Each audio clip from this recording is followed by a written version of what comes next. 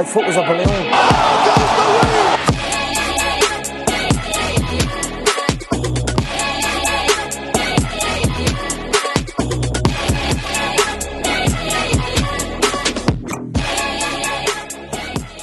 Like this. If I just edited all these, made you look fat as fuck. Fuck you, dude. I'm cutting. Anyway. Keep going. I'm getting my water. 17 years ago. Give a nice introduction. Hello, boys and girls. This is Faber Fight Club, starring Tyler Maloney, as well as my partner, Michael Clark. We're not doing that. We have intros. Intros are dumb. Brazil, you're dumb. We gotta change that. We have He doesn't deserve the intro anymore. There's a lot of things that we need to change. Uh-huh. But we're staying the same for now. Yeah, we'll get better. Anyway, ladies and gentlemen, welcome back to another episode of Faber Fight Club. After a nice 2-week layoff after UFC 297, definitely a break that was needed after a questionable pay-per-view. But before we talk about that, we did something pretty interesting this weekend. What did we do, Mike? So me and Tyler may have had a little training session with Alex Pereira and Glover Teixeira. So We might have done that. maybe a little bit. Maybe. May have sparred him a little bit. You may have given me a thumbs up during the drill. Yeah, dude. I may have made Alex Stoneface Pereira laugh. Dude. So that was the coolest thing I'd Yeah. say we'd ever done. So he did a seminar at our gym that we train at now.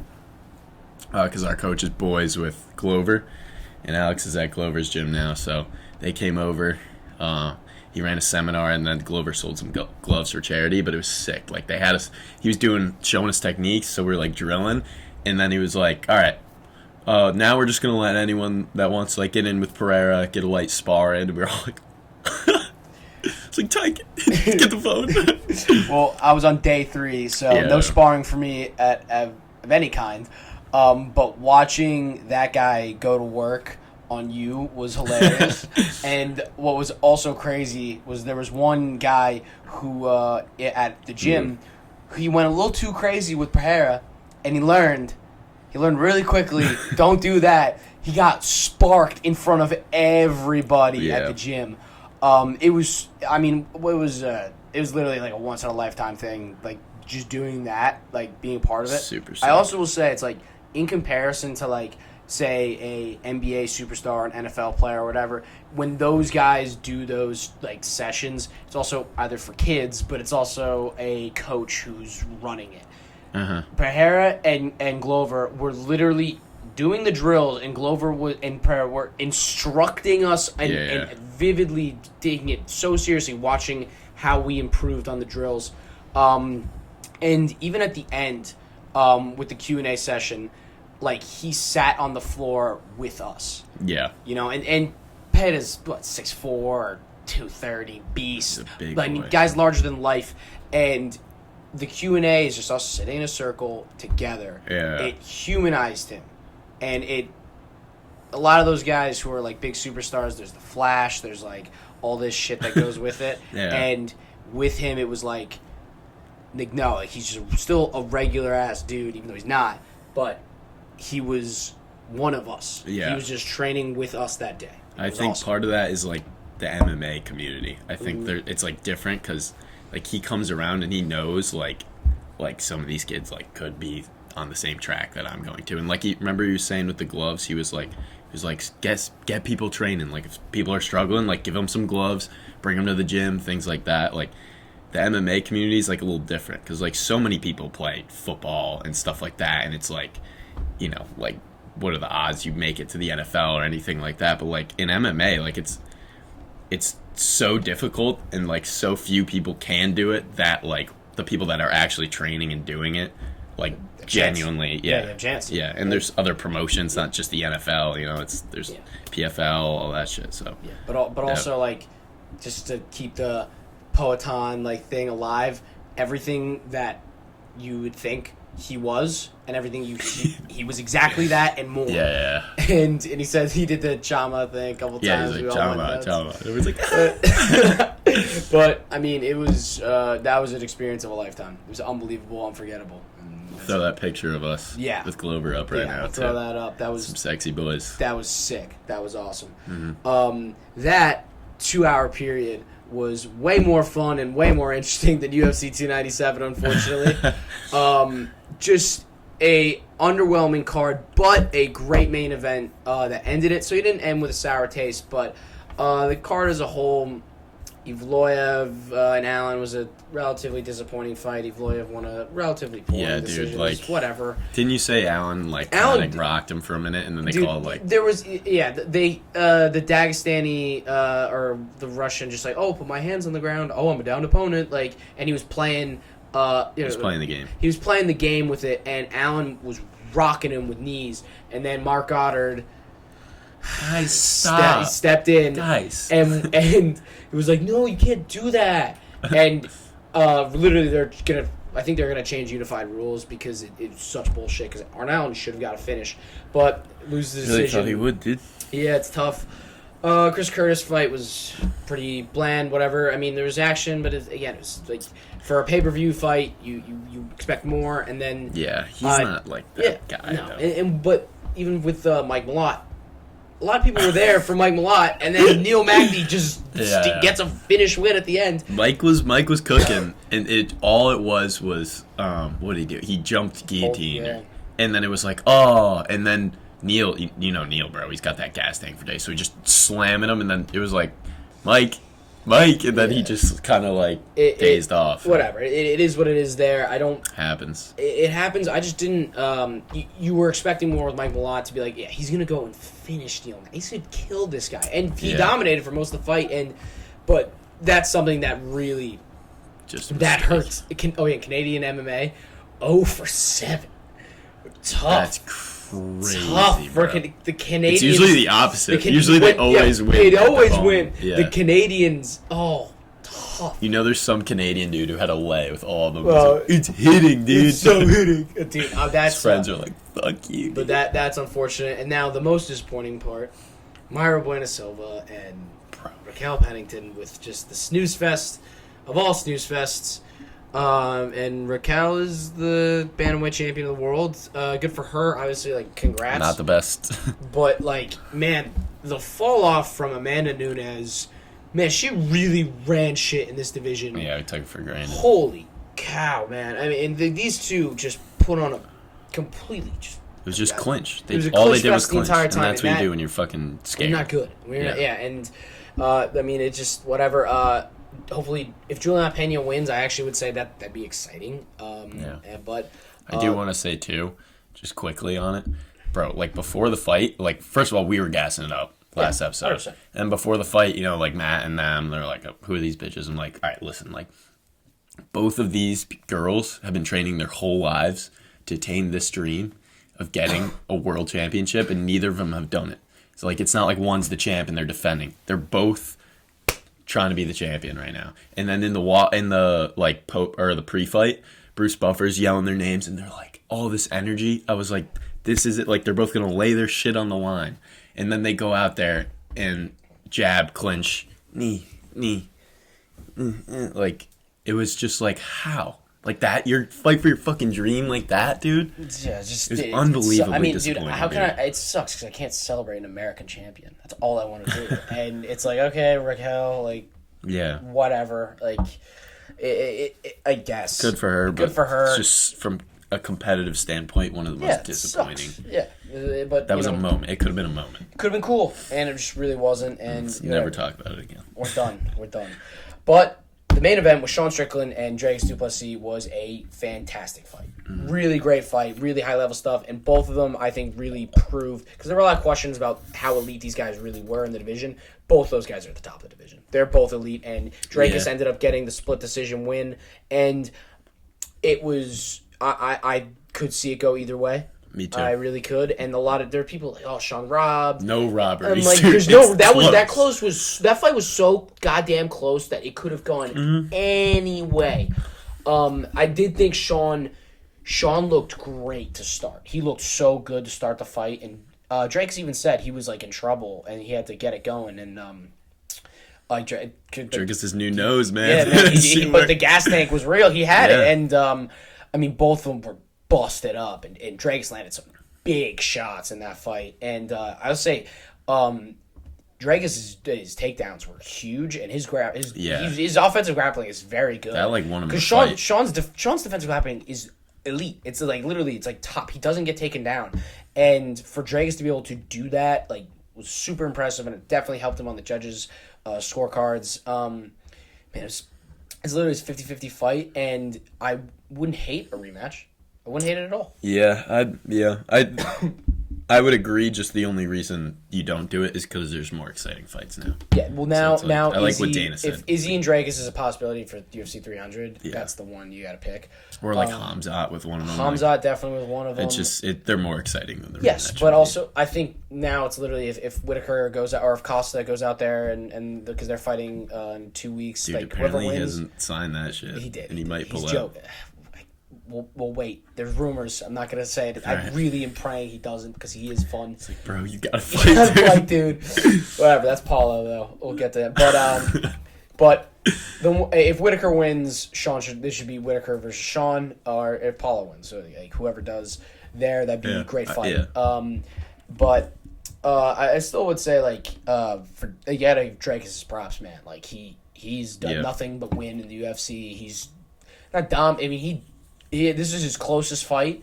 I mean, he fucking showed that he's legit. And if Izzy does come back and that's the fight to make, that is a really interesting fight now. And it's like really so now well set up too. It's set up. And now Drake's is the champ. So no brother of mine. You know, and brother your son. I'm from Africa, but I know brother your son. Fucking best one-liner ever. But that actually does bring us to casual question of the week from James Deccico. He asked us, how did you guys score it? I had first, second, fifth for Strickland. I kind of had that too. I could have seen the fifth go to Sean. Yeah. But I also he had it 1-2-5 for Sean. 1-2-5 for Sean. I think that's a pretty fair. That's like the consensus. Yeah. It was 1-2, and then 3-4 Dricus, and who won the fifth round. Mm-hmm. Yep. Some people are like, "Oh, Sean won 4," but I don't think he won 4. I think fifth was close. Third was. I remember. Listen, man, I had a lot of beers, but we were drinking all day. But from what I remember in my head, it said, "All right, Dricus won the third." I specifically remember that, and then I'm like, "He won the fourth. We're going 2-2 into the fifth." And fifth I remember we're like, "This could be 2-2." Yeah. And then the fifth was a brawl. That was great. That was awesome at the end. They standing and trading at the end. That's exactly how you should end the title fight. For them, awesome. And shout out to Dricus for being the champ. Also have another one from my buddy Alex Hahn. He said, "Strickland robbed!" ! No question. Sorry, Alex. Close fights are close not fight, robberies. not a robbery. If it's close, then like either person could have won, dude. Yeah. Kai Car France. That's robbery. Yep, there you go. But that moves us to the UFC news. A little bit of news since we've been away. Roadhouse. Watch that trailer. The Roadhouse trailer dropped with Conor McGregor. That trailer. It's super sick. The Roadhouse trailer is awesome. It's so sick. McGregor headbutts Jake Gyllenhaal in the face. It's fun, dude. It's gonna be so fun. I can't wait. That's gonna be one of the most fun times of our life watching that movie.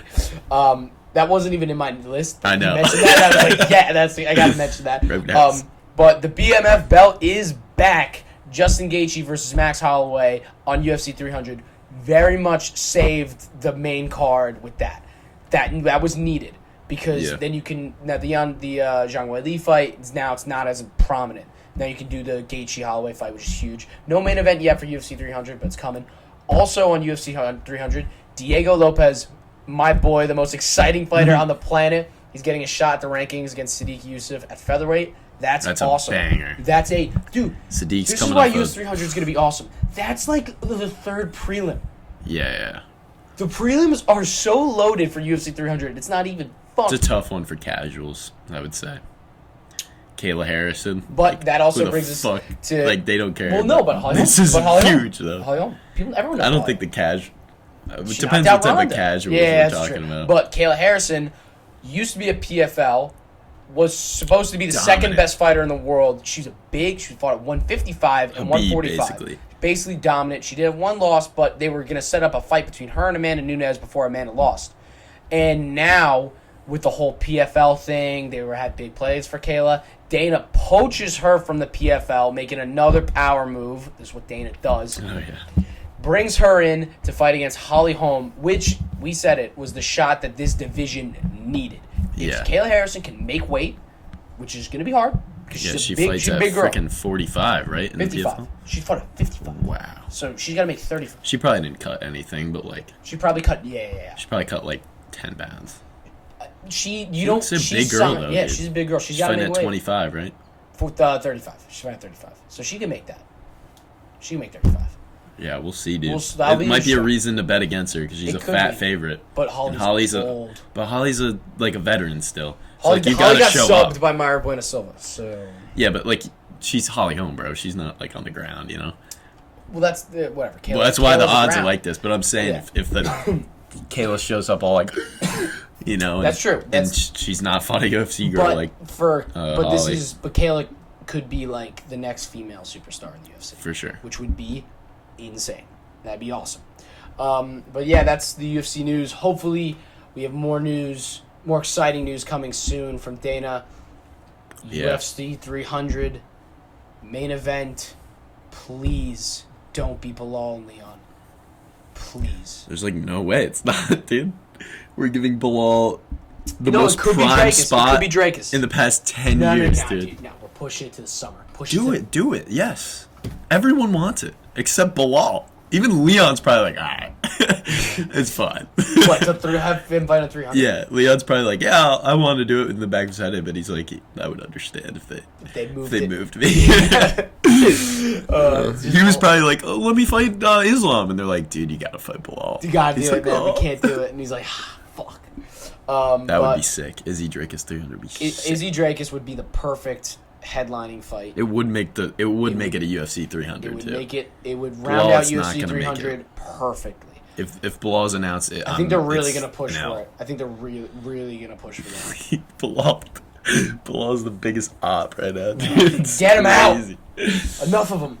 Anyway, dude, we keep talking about. Gotta rip this. We keep talking. We gotta just get rid of it. It's just this annoying. Let's just have him fight on short notice, like on a fight night, bro.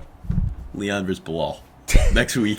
Dude, you could make that a fight tomorrow night. You could make that a fight night main event and people still wouldn't tune in. Yeah. That's how bad that fight is. Oh my god. But that is the UFC news. This brings us into UFC Fight Night Dolidze versus Imavov. Now, for the prelims, the only prelim that we'll talk about, the prelim headliner, Mike, which is it? So we got Diana Belbita versus Meatball Molly. Molly's fun. And she's much better than Diana. So I don't know what the odds are, but she should get her business done and be back on a trajectory to be good again. But Diana's so hot, though. Oh, my God. She's only minus 260. I would say this about Molly. I love Molly. Everybody loves Molly. Yeah. Molly's not very good. But dude, Diana's not very good. Who's not... It's the battle of who's worse. Fight. Yeah. Molly could knock her out. Also, Molly's moving down. She's moved down in weight. But Molly's like a bad, good person, and Diana's like a good, bad person, if you know what I'm saying. Yeah. Like, Diana hasn't really, with all respect to her, I fucking love her. I love this girl. But, like, she has not fought the quality. And, like, her last fight, too, her style got exposed. She was getting uppercuts and it's just tough. Front kicks. It's just tough when you see Molly in her last two fights get mauled by Erin Blanchfield live. Literally live in person. We saw Erin beat the hell out of her. Yeah. And then in London this summer, like, it was a lot of hype for Molly. She's coming back, and she got armbarred in like a minute and a half. Like, broke her arm. It was bad. And everyone loves Molly. You know, she's awesome. Like, she wears her heart on her sleeve. She's like, she's so great. When her and Patty were winning, it was like the coolest thing ever. That was awesome. And then Tom Aspinall, like, the three of them winning was like, oh my god, British MMA. And it was like, oh, just Tom Aspinall. And then he fucking tore his ACL or whatever. It was like, but hey, came back. He won the champ. He's the interim. But like, for here, it's just be cool to see Molly get a win from there. Yeah, Diana can't finish her. She's not a finisher on the feet or on the ground. And that favors Molly tenfold. Yeah. So, but that one for a prelim headliner, that's tune in for that one, of course. Now, for the main card, this one is interesting. Alashab Kizriev. Yeah, it's close enough. 14-0, 2-0 in the UFC versus Mahmoud Muradov. So, Alashab, I'm just going to use that one. It's easier to pronounce. Alashab has not fought since early 2022. 2 years layoff, but undefeated fighter. There's a lot of, not say hype, but to be placed up against Muradov, who I think is a very quality opponent.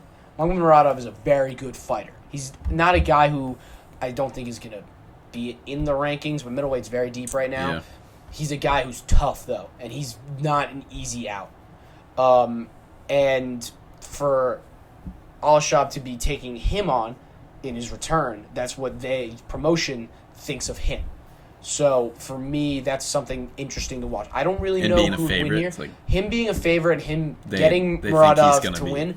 Yeah. Muradov's a good fighter, man. So like, this is something that's something to look out for when watching. Be like, this guy is interesting. Maybe he could be a player down the line. Yeah, that's about it for me. I haven't. I'd be lying if I said I knew who this person was. Yeah, who the hell is this? I saw the name, I saw the record. I look into it, and we're getting a lot of guys like this now that are just like, so I'm 14-0, undefeated. And I'm gonna. Can I come in? They're like, dag, isn't it? Another one? Yes, all right. Dude, I hate. There's a clip of Brendan Schaub saying the Daggies are coming. He said it like a couple years ago, and like he was fucking right. He's fucking right, yeah. dude. They're here. Anyway, in another next fight in the main card, number 7 ranked Vivian Araujo versus number 9 ranked Natalie Silva. Silva, undefeated in the UFC, multiple knockouts, and she's the favorite. In like 3 fights, but no, 4. I think 4 fights, 2 knockouts. That's pretty impressive for. I think it's flyweight or strawweight. I actually have no clue. Yeah, so that's for me. They're skinny. I think it was strawweight. Yeah, I think it's 15. So that's to have knockout power there is very impressive. And she's like you can tell the difference when the girls we watched the other week. It was like when she's in there, it's like you're like, oh, it's good. Fuck. It's talent. There's talent. Yeah, it's interesing. Mm-hmm. Like she's good as fuck. Very much so. And this girl's old. And Araujo got. I mean, she screwed me over in a parlay a couple months ago, and so I just am like very much rooting on her downfall. Araujo's she's been around, but she's 37, lost. But dude. she's lost to anyone that's good, like Ribas and Alexa Grasso. Like anyone that's good, she's lost to. So she did beat Jennifer Maia. Jennifer Maia.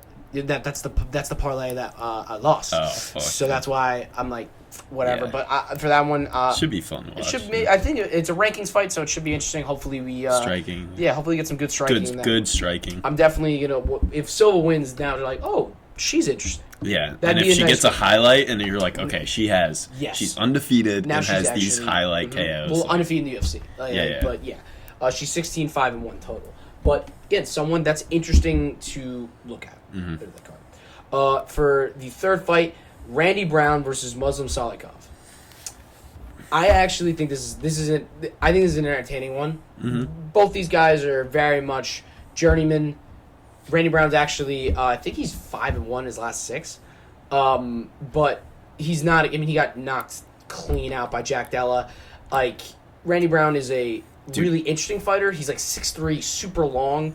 And Salikov is a pretty exciting striker. I did see Salikov get knocked the fuck out at UFC Long Island by the Leech. Yeah, the Leech knocked him. Who'd you say Randy Brown got KO'd by? Jack Della. Yeah, I remember that. Yeah, he came out looking good, though. Yeah, he did. But Della's Della. So he got him. But that one, I think, actually has, not say fight of the night potential, but, it could be an interesting one. It's like... That's close. This is this is one where listen, we got blessed by a lot of fight night cards with a lot of interesting people and a lot of interesting fighters.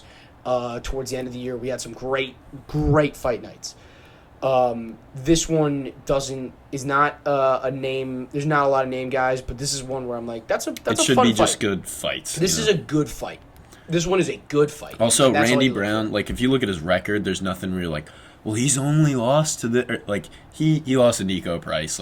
He's there's some, like, Yeah. But, like, in terms of just his talent, he is very talented. Yeah. His record doesn't show it, but, like, 100%. if you watch him, like, he's good. He's good. Like, I think he has potential. I just hope we don't just get a rough clinch start. fest. I just want a good, like, striking fight. I think we will, too. I think we'll get that. I mean, I don't know much about the Muslim guy. Solikov's, dude, he's got, like... His fighting style, I don't know much about. Well, no, he's got, like, some pretty dynamic striking. He's got some good, like, spinning back kicks that he likes to throw. And Randy's long. He's going to try to keep it at range. I think it's going to be good. I think that's a good, fun fight. Yeah. Now to the people's main event. Renato Moicano, number 13 ranked lightweight versus Drew Gigachin Dober. Dude, great fight. Yeah. Awesome. It should be fun. And they're both just, like, fun personalities. Oh, yeah, this is a great one. This is a personality fight, 100%. Well, dude, we saw Moicano, his last fight, he absolutely demolished Brad Riddell in the first round, got a sub, and then on the microphone cut one of the best promos ever. He was going nuts. He was going nuts. He was yelling, Moicano wants money! Like, at the top you were like, all right, dude. Like, dude, Joe, literally, it's so funny. Joe's laughing at everything he says, so he just lets him ramble. Like, he was like, they call me, I was drinking beer and eating steaks in Brazil. I come, I make weight. I only lose to the best. Now I am the best. And he's just yapping. And then he just took the whole year off. And then he took a year off. He got hurt. Well, he got hurt. He was going to fight, fucking, Armin. And then he pulled out. That would have been bad. Christ. But and Drew Dober just came back, got a nice knockout last fall. That was the first episode, I'm pretty sure, ever we talked about Drew Dober. Or first or second. Of the whole pod? First ever pod, I think we talked about Drew Dober. He was fighting that weekend. It was Bobby Green Fight Week. Yeah, maybe. Yeah, I think so. We watched it in Nashville. I remember. Yeah, dude. Yeah, that was sick. Dude, Drew Dober's dope. Drew Dober's the man. These two guys are awesome. I would say, like, Moicano's jiu-jitsu is his advantage in this fight. He's got for sure. He's got it. Yeah, he's got to use that. But he's chinny. I gotta say, Moicano's a little chinny. Like, he got knocked out by Vazeev. He got knocked out by Aldo. Like, he's been knocked out when he's lost. His striking is a little questionable. It's a little suspect. And if Drew hits you, you're fucked. Like, he doesn't need much. Drew's just like, I'm going to walk forward and punch you in the face. Yep. You know what I mean? Well, he fought so much better in his last fight. And Ricky Glenn's not very good. He looks like he's a good dude. He actually didn't buy into the hype. It was like, I'm just going to eat a million shots. He actually fought well against Ricky Glenn. He doesn't fight like, everyone watch this shit. He fights like, I can knock people out, and that's entertaining. And I'm just going to, like, fight my fight, and then if I get the KO, you're happy. Well, but which I like. I think for me, the money-wise, I would say if you're going to take Moicano, I would take him by decision because he's not going to crack the kick of chin. And I would say if I'm going to take Dober, I would take Dober by KO. The KO TKO. I'm taking Dober straight up. I definitely I'd lean into the KO. I just don't think Moicano can grapple Merchant or. I think he could edge out a decision. I think grappling. I think he mixes in. I think he could mix it in well. He fought on the feet in his last fight. He looked great. He looked very good on the feet, and like he's just got to keep it. I think Drew's a little like a level above him. We'll see. I definitely am not. What are the odds in this one? Can you tell me that? Yeah, I think Drew's like -2 or Drew's plus. Drew's plus. Yeah, dude. There you go. He's plus 116. So there you go. So like. There's money there to be made on Drew, but I can see how Renato could win a decision. I could see it. If he mixes it in well, he's got to mix it up because Drew sometimes gets caught behind and he loses rounds. Like he lost to Bobby Green in that round. Yeah. Is this 3? It was 3-rounder. Okay, that's interesting. So I think Drew could get caught behind in that first round and then have to play catch up. And Renato could just grapple and find his way to a decision. Yeah. We'll see. But that's a really fun fight. That's another, like... And I love, especially at lightweight, rankings fights matter. So, that's a good one. Because when they win, they're going to call out someone you're like, oh. You know what I mean? Jalen Turner? Yeah, that's sick. That'd be interesting. But this brings us to our main event. Number 8 ranked Roman Dolidze versus number 11 ranked Nasruddin Imavov. A 5-round middleweight main event. Mike, tell me your thoughts. This, like, razor close, I think. The odds are they got Roman as an underdog. I'm taking that. I just think they're both like the gatekeepers to the gatekeepers. Like, you have the gatekeepers, the guy that are, like, eliminating the people trying to be title contenders, and then you have the people that lose to those guys but beat everyone else. Yes. And that's what these two guys are. I think that Roman got fucking screwed against Marvin Vettori. He won that fight. Was that the one we bet on? We bet on Marvin. Oh, shit. Roman won that fight. So Roman, in all he reality, did, should be ranked top 5 right now. And then the whole rest of the year, he had fights with Jared. But he's had No, opportunities. he hasn't. They've all been canceled. Before that, No, dude. he hasn't. That was Bro, he's had some losses. He's had some fucking losses. He had one loss, and then he subbed Hermanson. How is this? Just slide. Oh my goodness, slide it. To the left. There you go.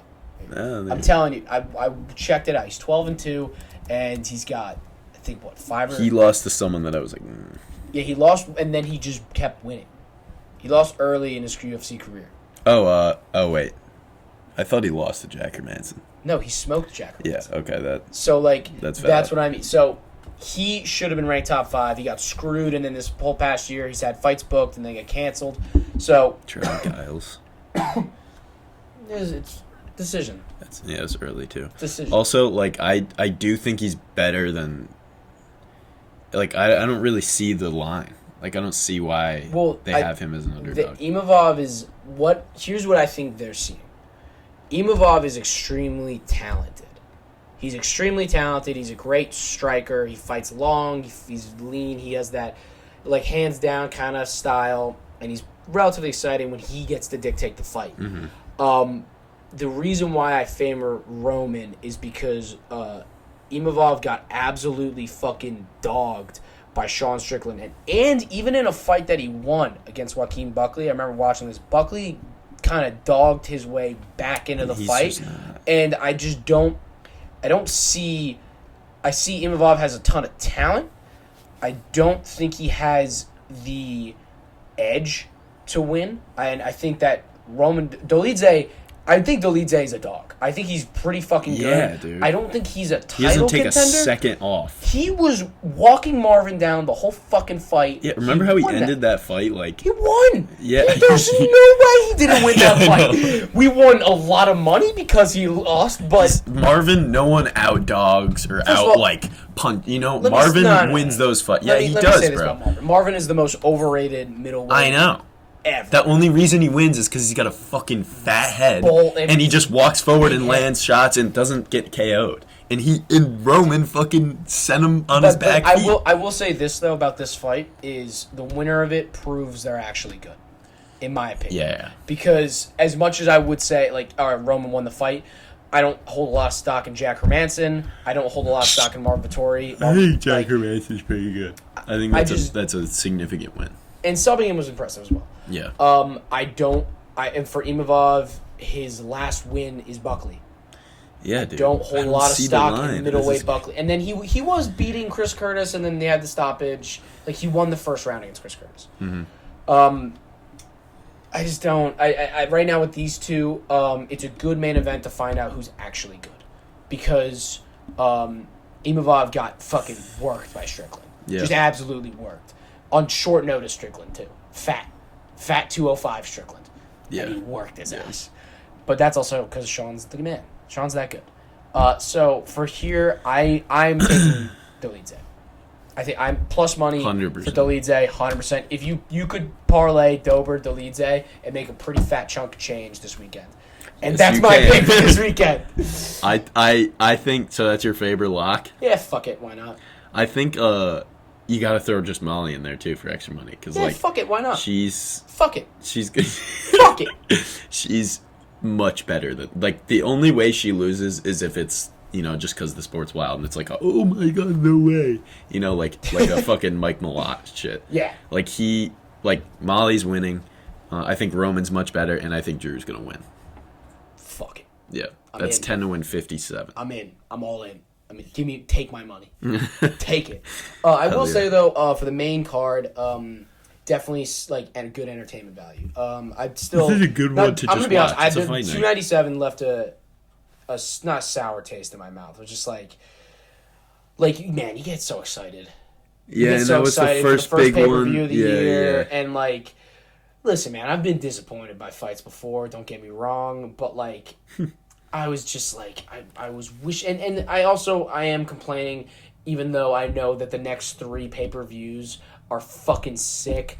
Yeah. And it's like, I am very excited to actually just watch some of these fights this next weekend, and like, there's no real gravity. And there's no pressure for them to be good. For them to be like, if they're all bad, it's like, yeah.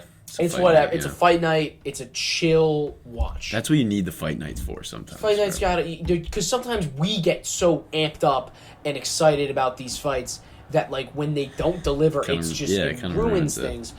It's rare that they don't. You're ruining it. Ruining it. But I would just say like this is a nice chill watch for this weekend. Yeah. It's definitely a good. Couple beers, make some money. money. We're back home at the Apex. Let's watch the fights. Let's get a little drunk and win $57. Let's enjoy ourselves, dude. Let's just let's have no. Yeah, like I want the next pod to be like that. This fight was great. That was a sick finish, and the bet hit. We had a great night. Yeah. On to the next week. There you go. You know what I mean? Fuck yeah. Yeah. Let's go. That's it. Because, dude, by the way, we have no breaks. We're not on break for a while. So we got another fight night right after this. After this we have Joe Pyfer next week, which is going to be awesome. That's going to be sick. He's fighting Hermanson. That's a really good fight. There's also a couple good fights on that card as well. That's a good fight. There's some good. There's some pretty solid fights there. Andre Fili's fighting. Yeah, I think it's probably a little better than this one. Definitely a little better. And then after that, the boys. Volk's back, and he's fucking winning this time. Yeah, we'll see. We'll see. And that's an amazing card, UFC 298 in Anaheim. But that's all for me today. Mike, you had any more last words? No, dude. All right. It's a late night pod, so we're trying to go I'm the fuck to bed. tired. I'm going to fucking bed. Anyway, peace, world. Ciao. See ya.